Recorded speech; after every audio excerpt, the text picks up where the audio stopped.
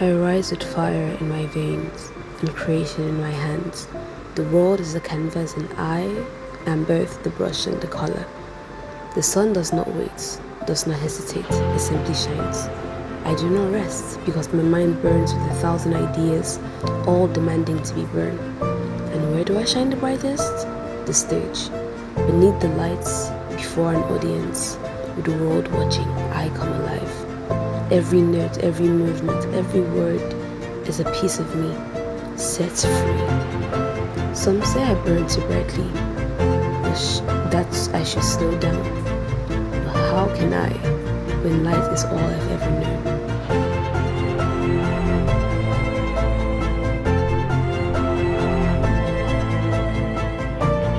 There's a discipline in silence, a patience in the nights.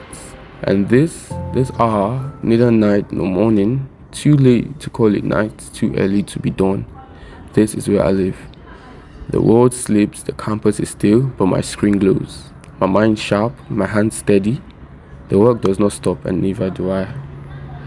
The world is loud, and I have learned to move through it in quiet. Not because I lack words, but because I choose them carefully. I didn't chase the sun, I don't need to. I exist in spaces it leaves behind, and the quiet that settles when the world exhales.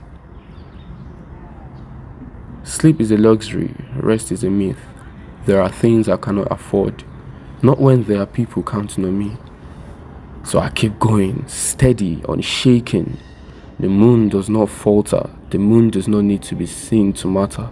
I exist, whether they notice or not. The world is loud, but I've learned to move through it in quiet. Music speaks when words fail.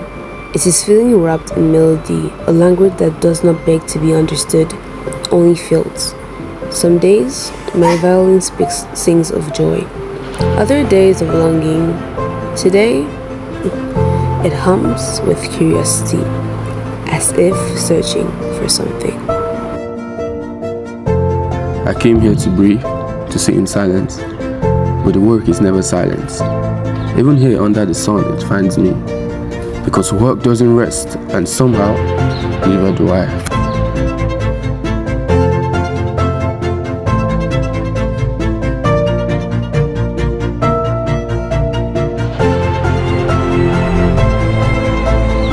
Noise cancelling, that's what AirPods are meant to be.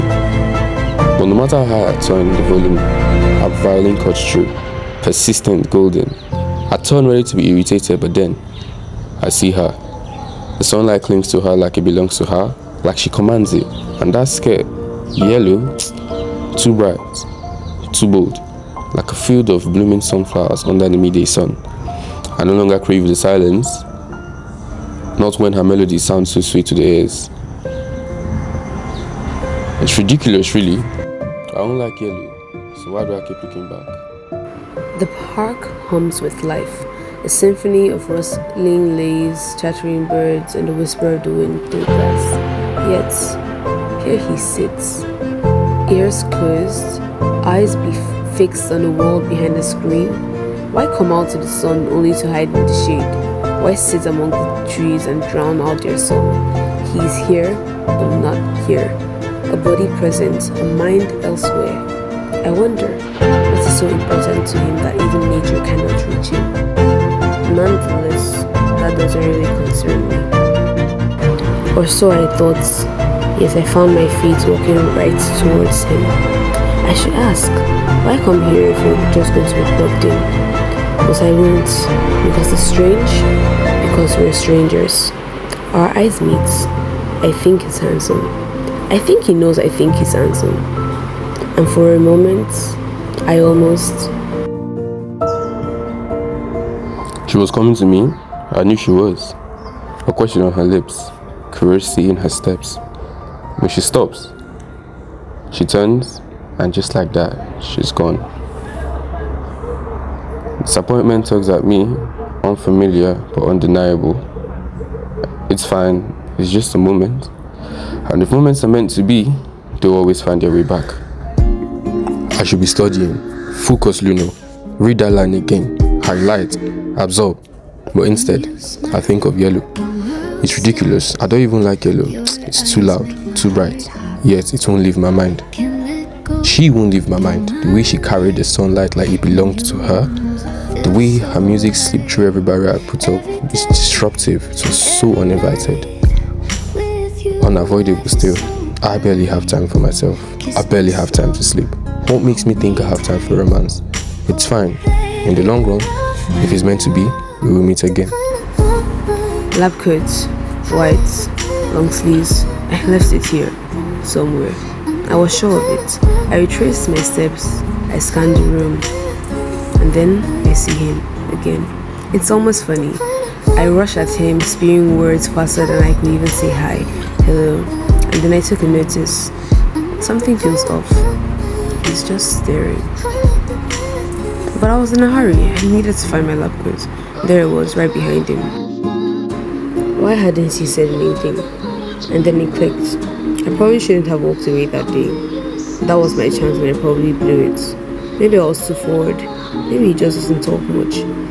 Maybe it just caught him off guard. Either way, I missed my chance to know him. Something tells me that this isn't the last time our paths will cross. So until then, I'll keep my distance. I was breathing just a moment ago, so why am I holding my breath? She's talking to me. Say something. Well, I hope it doesn't show on my face that I'm panicking right now. Anything. Don't let her walk away. Not again. She was looking for her lab coat, and I was sure I saw it somewhere. And then she found it. I never really liked loudness. The world was already noisy. Watching her leave and being left alone in the silence, I didn't like that either.